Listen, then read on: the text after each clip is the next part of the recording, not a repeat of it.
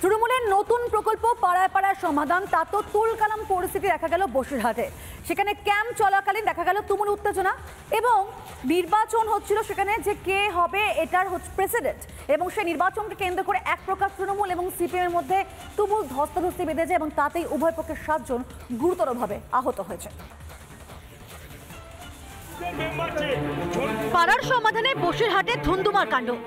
বসিরহাট 2 নম্বর ব্লকের মাটিয়ার কচুয়া গ্রাম পঞ্চায়েতে পাড়ার সমাধান ক্যাম্পে বাঁধল তুলকালাম। ক্যাম্প পরিচালনার সভাপতি কে হবে, সিপিএম না তৃণমূল, তা নিয়েই ঝামেলার সূত্রপাত। সভাপতি নিজের মনোমতো একটা বানাবে, কারা? সিপিএম, কিন্তু ওদের মনোমতো বানানো হয়নি, যার কারণে এই সমস্যাটা পাচ্ছি। লক্ষ্য মূল পরিকল্পনাভাবে এই কাজটা বন্ধ করবার জন্য ওরা পরিকল্পনা করে। কি করে আজকে এখানে এসে এদের মূল টার্গেট ছিল ঝামেলা করে জিনিসটা যাতে আজকে বন্ধ হয়ে যায়। পাল্টা তৃণমূলের বিরুদ্ধে মারধরের অভিযোগ সিপিএম এর। বহিরাগত লোক ঢুকিয়ে দিয়েছে টিএমসি, তারপরই ঝামেলা শুরু। আপনারা কি মারধর করেছেন? আমরা মারধর করিনি, আমাদের মারধর করেছে। এই ঘটনায় তৃণমূলের পঞ্চায়েত সদস্য সহ উভয় পক্ষের 7 জন আহত হন।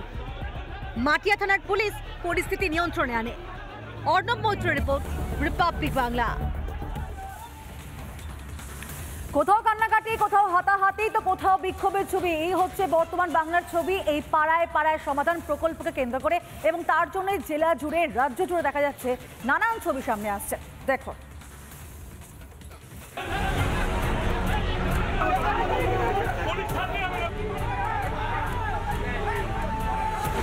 কান্নাকাটি, হুলস্থুল, হাতাহাতি, কোনো কিছুই বাদ যাচ্ছে না পাড়ায় সমাধান ক্যাম্পকে ঘিরে।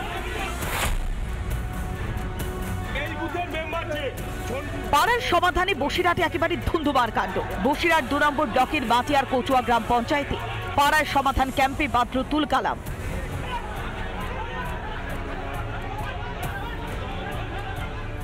ক্যাম্প পরিচালনার সভাপতি কে হবে, সিপিএম নাকি তৃণমূল, তা নিয়ে ঝামেলার সূত্রপাত। সভাপতি নিজের মনোমতো একটা বানাবে, কারা? সিপিএম, কিন্তু ওদের মনোমতো বানানো হয়নি, যার কারণে এই সমস্যাটা পাচ্ছি। ওদের মূল লক্ষ্য মূল পরিকল্পনাভাবে এই কাজটা বন্ধ করবার জন্য ওরা পরিকল্পনা করে। কি করে আজকে এখানে এসে এদের মূল টার্গেট ছিল ঝামেলা করে জিনিসটা যাতে আজকে বন্ধ হয়ে যায়।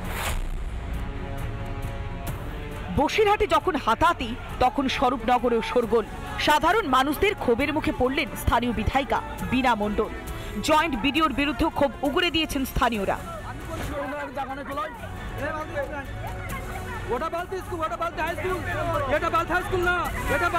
বিক্ষোভ দেখিতে তার একটাই কারণ, 15 বছরের এমএলএ উনি। 15 বছরের মধ্যে তার বালতি পঞ্চায়েতে দেখা যায় না। আমরা যতটুকু জানি একমাত্র বিথারি ছাড়া কোথাও দেখা যায় না। বালতি পঞ্চায়েতে 15 বছরের মধ্যে উনি মনে হয় টোটালি 5 লক্ষ টাকার কাজ করে। অবস্থা এমন পর্যায়ে পৌঁছয় যে পুলিশকে গিয়ে উদ্ধার করতে হয় বিধায়িকাকে। স্বরূপনগরে তো তাও ক্ষোভ প্রকাশ করতে পেরেছেন স্থানীয়রা, কিন্তু অভিযোগ নিজেদের দাবি জানানোর জন্য ক্যাম্প পর্যন্ত পৌঁছতেই পারেননি খানাকুলের মহিলারা। তাদের নাকি বাধা দিয়েছেন তৃণমূলের স্থানীয় পঞ্চায়েত সদস্য। তাই শেষ পর্যন্ত দাবি দাওয়া পেশ না করে ফিরে যেতে হয় ঠাকুরানীচক পঞ্চায়েত এলাকার মহিলাদের।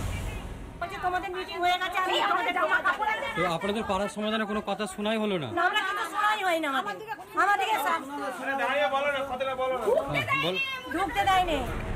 যদিও অভিযোগ উড়িয়ে দিয়ে অভিযুক্ত পঞ্চায়েত সদস্যের পাল্টা দাবি, সমস্ত অভিযোগে লিপিবদ্ধ করা হয়েছে।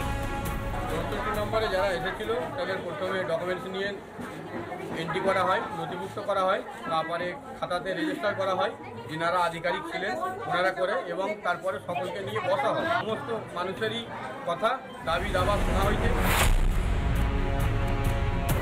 অন্যদিকে পাড়ার সমাধানের ক্যাম্পে গিয়ে কান্নায় ভেঙে পড়লেন একজন মহিলা।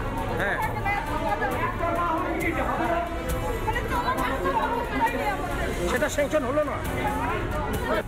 ইনি সনকা বিশ্বাস, বাড়ি জলপাইগুড়ির ধূপগুড়িতে। ক্যাম্পে গিয়েছিলেন নিজের এলাকার একটি বেহাল রাস্তার দাবি নিয়ে, কিন্তু তিনি নাকি জানতে পারেন ওই রাস্তার মেরামতির উদ্যোগ নেবে না প্রশাসন। ঠিক তখনই কান্নায় ভেঙে পড়েন ওই মহিলা। আমাদের বাড়ির সামনে যে রাস্তাটা বেরোনো যায় না, এত কাদা হয়। কতটা কাদা? মানে একদম হাঁটি বেড়াতে হাঁটারও মানে সৃষ্টি হচ্ছে না। আমরা প্রধান সাহেব বিডিও সাহেবের কাছে রাস্তা রিকোয়েস্ট করার পরও রাস্তা যখন হয় নাই তখন ওই মহিলা এসে এই জায়গায় দরবার করছে। দরবার করার পরে ওই রাস্তাটা হওয়া দরকার, আমরাও বলি ওই রাস্তাটা হওয়া দরকার, তাই মহিলা কান্না করছে যে অ্যাকচুয়ালি খুব কাদা রাস্তা। এর আগেও পাড়ায় পাড়ায় সমাধানকে কেন্দ্র করে নানা ধরনের বিতর্ক তৈরি হয়েছে। একাধিক জায়গায় ক্যাম্পকে ঘিরে শোরগোলও পড়েছে। নাটকের যেন শেষই হচ্ছে না। রিপাবলিক বাংলা।